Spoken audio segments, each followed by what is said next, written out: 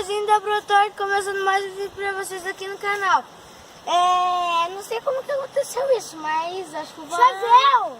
Mano, tá quase encostando na ponte. Aqui, ontem tava alagada.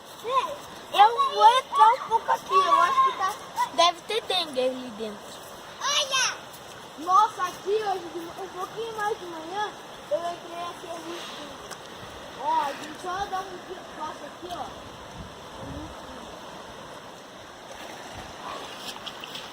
Mais massa aqui, ó. Aqui, ó, mais massa.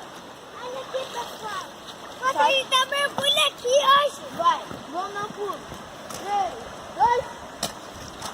Papai, eu quero tirar minha roupa e dar um mergulho. Agora põe uma bota. Ó, galera, tá parecendo um cocôzão aqui.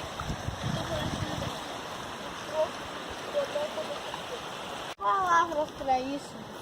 A gente vai ir por lá pro outro portão. É aqui que você anda de moto?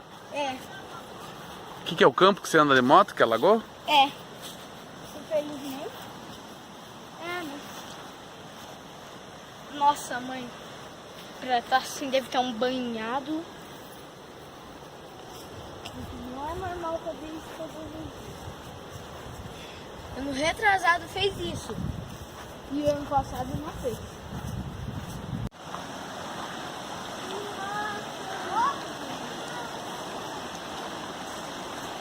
Ó, o lugar aqui onde eu desço com a minha moto aqui, ó. A lagoa. O que você faz aí?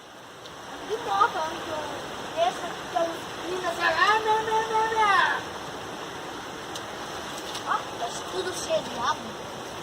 Vou ver